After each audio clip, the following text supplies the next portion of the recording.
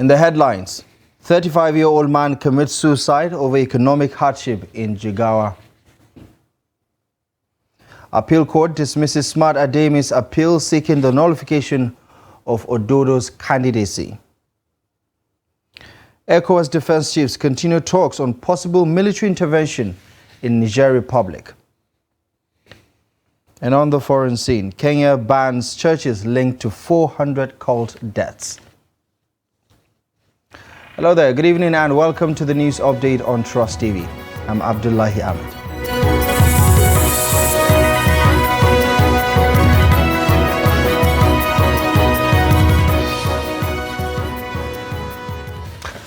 We begin in Jigawa, where a 35-year-old man in Jigawa State, Samaila Ilu, has committed suicide by hanging due to economic hardship in the country and poor living conditions. Now, police spokesperson in the state, DSP Lawan Adam, confirmed the incident. According to the police, the command received a report that a 35-year-old man, Samaila Ilu, in Kafin Hausa local government area of the state, left his home to an unknown destination. He said later his body was found hanging from a tree with a rope, presuming he had committed suicide. Adam said a team of police officers removed the corpse and conveyed him to the hospital for autopsy. He said the body has since been released to his family for bare rights.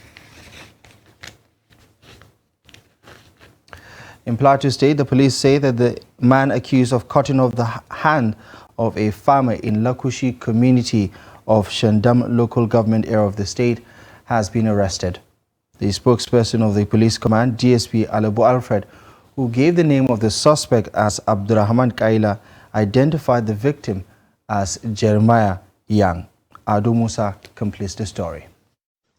According to the spokesperson of the command, the incident was reported and the Commissioner of Police, Okoro Julius, instructed the DPO of the area to go after the suspect. The herder was subsequently arrested. The suspect said he did not intend to cut off the hands of the farmer and regretted his action against the farmer during the disagreement.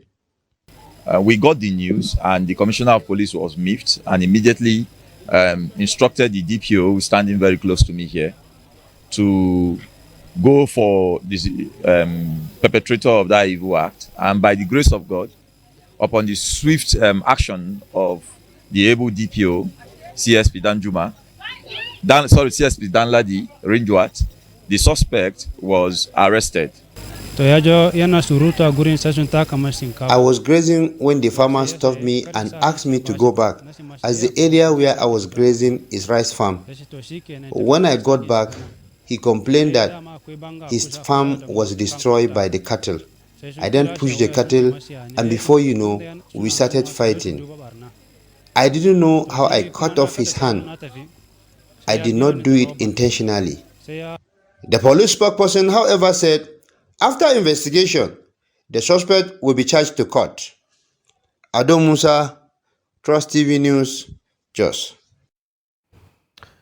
Now, in other news, two suspected notorious bandit informants have been arrested by the police in Katsina State, according to the State Police Command. The arrest is part of the recent achievements recorded by the command in the ongoing fight against all forms of crime and criminality across the state. The spokesperson for the command, ASP Abubakar Sadiq, stated this on Thursday while parading the suspect before newsmen at the command's headquarters. Sadiq explained that the duo criminally inspired, deceived and lured their friend, one Salmanu, to a point between Funtua and Zamfara State where they allegedly planned with one Gura, a notorious bandit leader hibernating in Zamfara forest, and kidnapped the victim.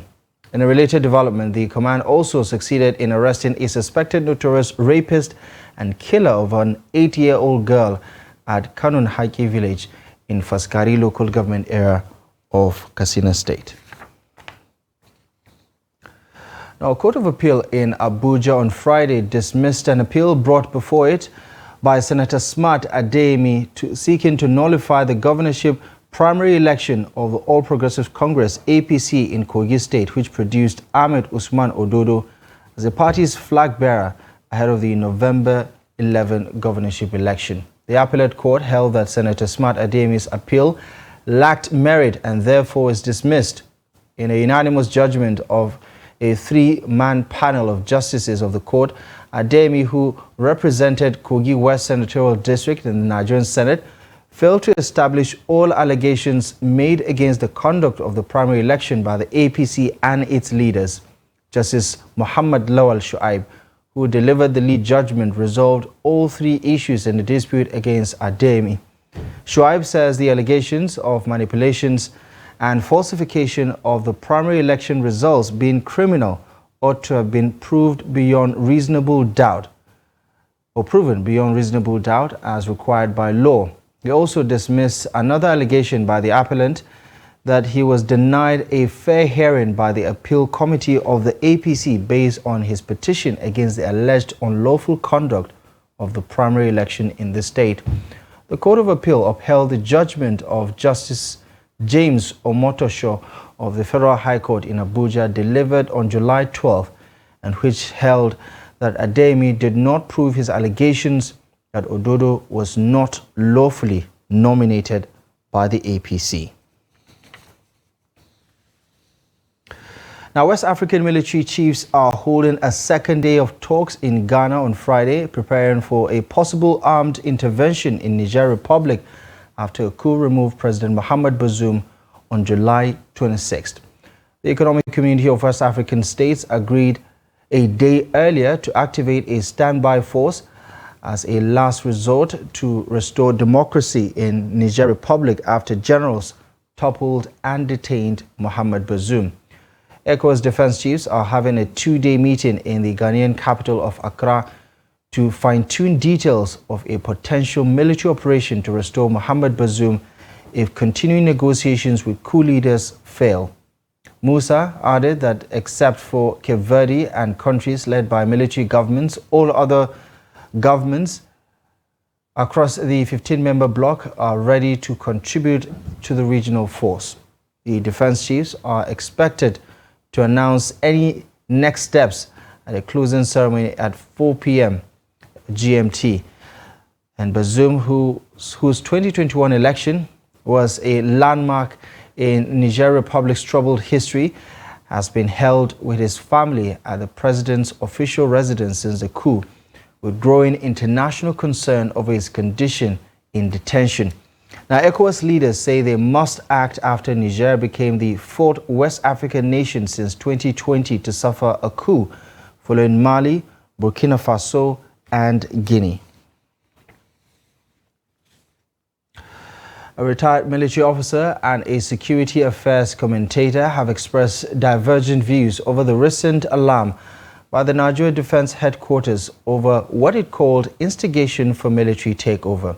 While the two applauded the military for rejecting the insinuation, which will undermine Nigeria's democratic governance, they, however, differ on the volatility of the country to current trend of military takeovers in the West African sub-region. Trust TV's Shafiu Suleiman reports.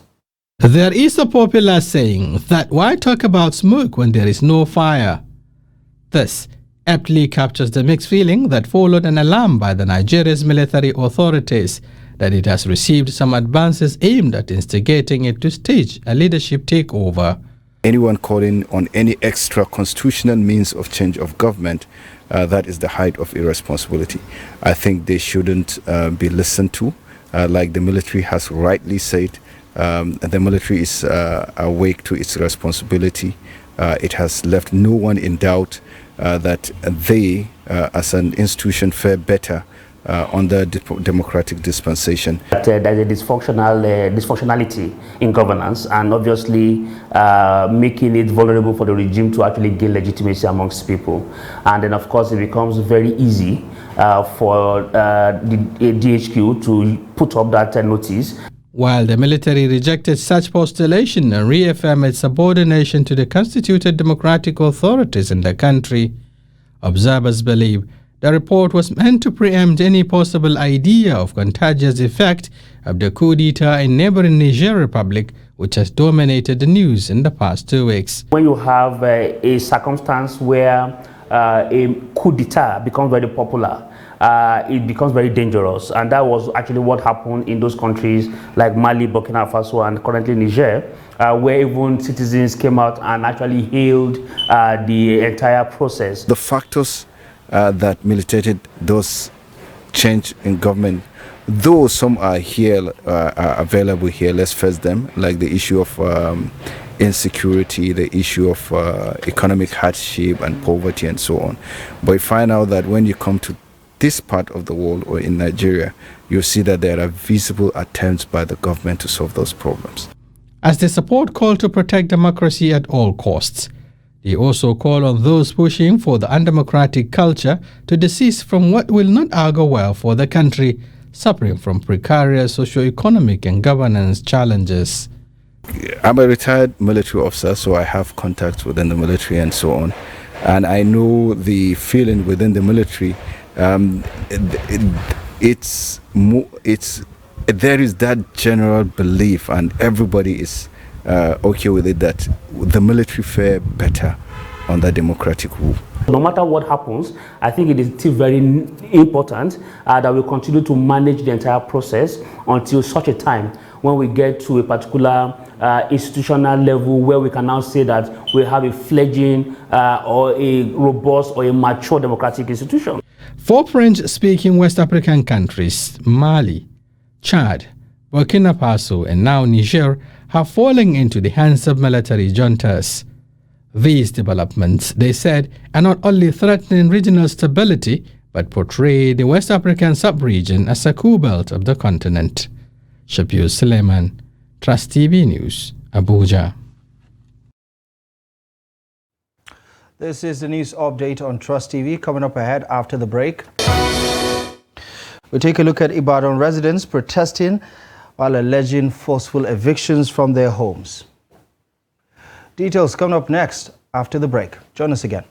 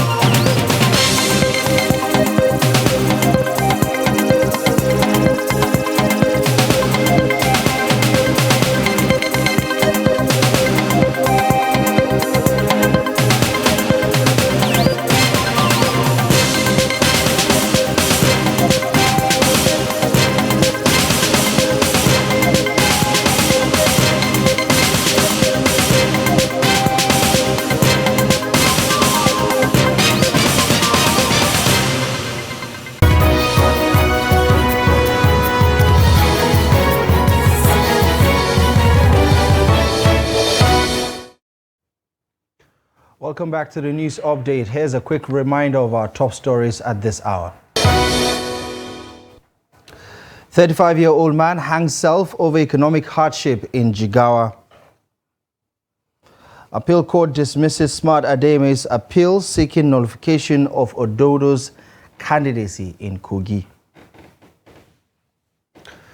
Now, Nigerian youths have been encouraged to commit themselves to the country's unity, as exemplified by elder statesman Chief Edwin Clark, who played numerous roles during his time of service, consolidating democratic governance and promoting national cohesion. The call was made by prominent political actors in Abuja at the public presentation of the book Brutally Frank, an autobiography of the 96-year-old nationalist. The report. Unity, peace and progress are among the qualities that keep a nation. These have been the commitment of Chief Edwin Clark, as exemplified during the administration of the former head of state, Yakubu Gowon, when he served as the Federal Commissioner for Information and Foreign Affairs, explaining government policies, enhancing national unity as a public officer, which is now embraced as a guide to the younger generation. And when I listened to him, I saw a person whose vision was for Nigeria, whose vision was for the security of this country, whose vision was for the unity of this country. Ike Clark is one of those few Nigerians that the name should be written in letters of gold in our political history. We pray that since he's being a good man, and the Southers and the rest of Nigeria respect him and respect his opinion, I think he deserves being respected. Following the roles played in leading the country to the path of prosperity, peace and unity after the Civil War, former head of state Yakubu Gowon called on Nigerians to stay united, fulfill their potentials, irrespective of the current realities. One had hoped that things would be better, that we've learned our lesson. We fought each other, but we came back together with a genuine intent that Nigeria would be better. And I prayed, that Nigeria will never again go through, what we've gone through, during that time.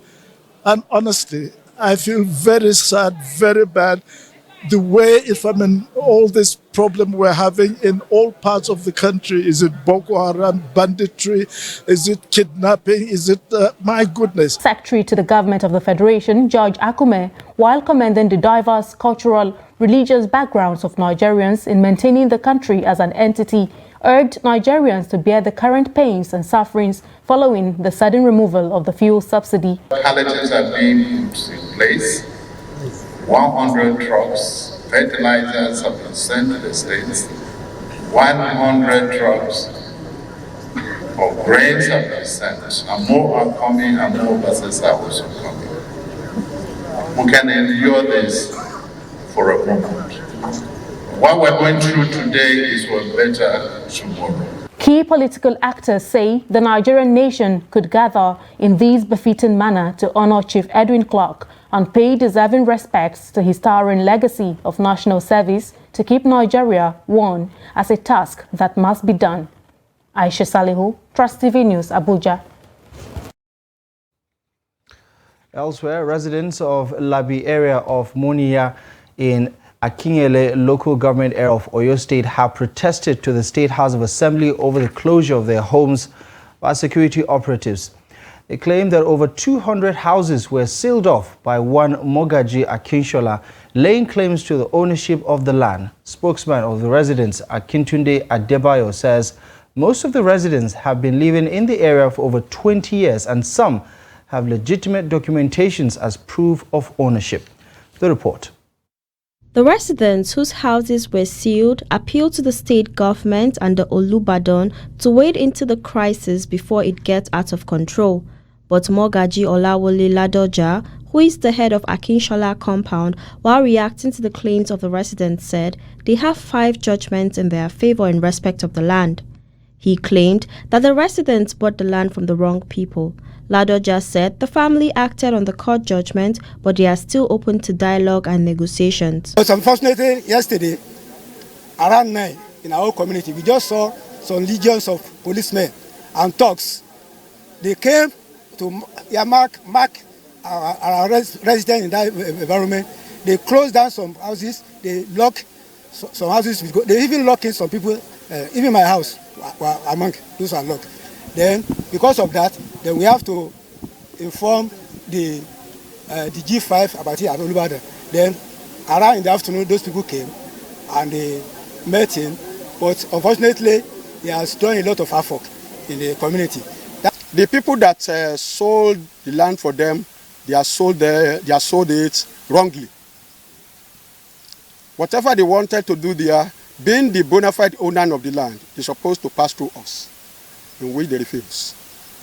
So based on that, my predecessor my senior sisters, mostly all of them, they have gone to court to get redress, in which they get judgment.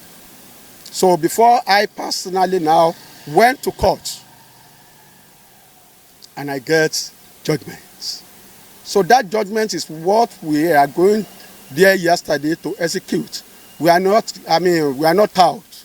We are not rogues. We cannot, and I will never be a party to a wrongdoings.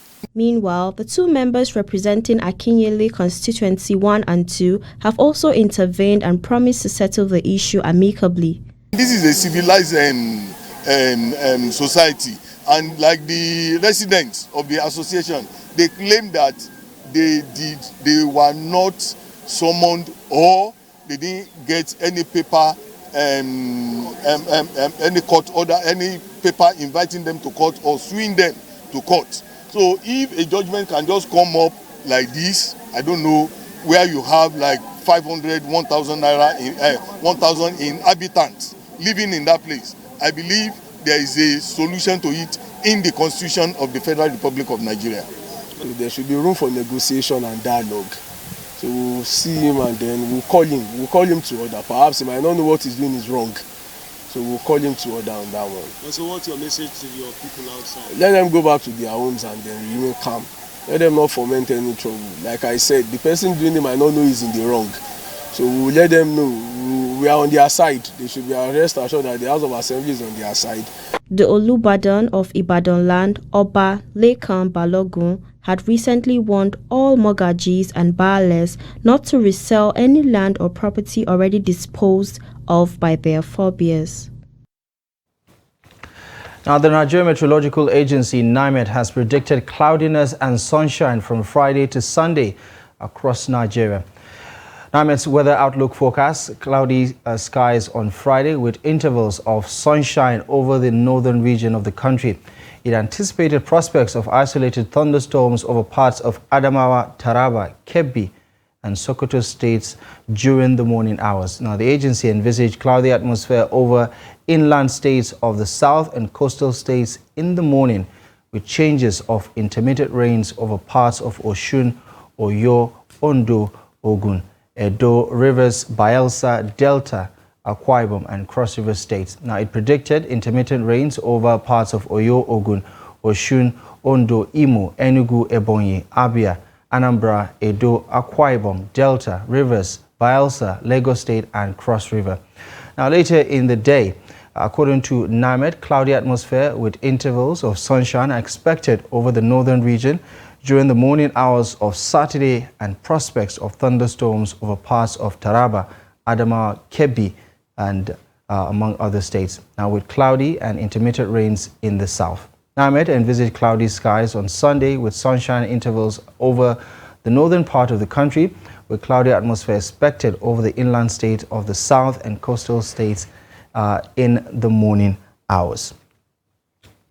Now, speaking to developments on the international scene now, Kenyan authorities have banned 5 churches, including that of a suspected cult leader accused of inciting his followers, more than 400 of his followers, to starve to death. Now, government documents said on Friday, a registrar of societies says in a gazette notice that the license of self-proclaimed Pastor Paul Ntenge Mackenzie in his Good News International Ministries have been cancelled effective from May 19th. Mackenzie is alleged to have incited his followers to starve to death in order to meet Jesus Christ, in a case that has deeply shocked Kenyans. While starvation appears to be the main cause of death, some of the victims, including children, were strangled, beaten, or suffocated, according to official autopsies. Authorities also banned 4 other churches, including the New Life Prayer Center and church headed by flamboyant televangelist Ezekiel Odero, who has been linked to Mackenzie. Odero is under investigation on a raft of charges, including murder, aiding suicide, radicalization, and money laundering. His arrest in April followed the discovery of human remains in Shakahola Forest near the coastal town of Malindi, with police saying the bodies belong to Mackenzie's followers.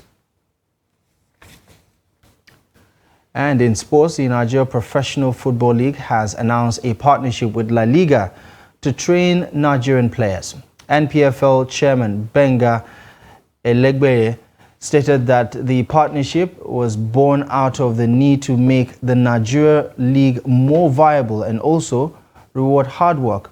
The NPFL All-Star squad will travel to Spain for 2 weeks to play friendly games with top La Liga teams. The coach with the highest point will also travel with the team. The NPFL has inaugurated a technical team for the All-Stars. The committee is headed by Harrison Jala with Austin Egovon, Daniel Amokachi, Godwin Nwa, Deji Omotoyinbo, Shegun Agbede, and Mikel Obi as members. The 2023-2024 NPFL season will start on September 9th. Well, that's the news roundup for you at this hour. Thank you very much for joining us. Feel free to follow us across our social media platforms for more content and visit trusttv.com for more news. My name is Abdullah Ahmed. Thank you for your time and company. I'll see you later at 6 for more news.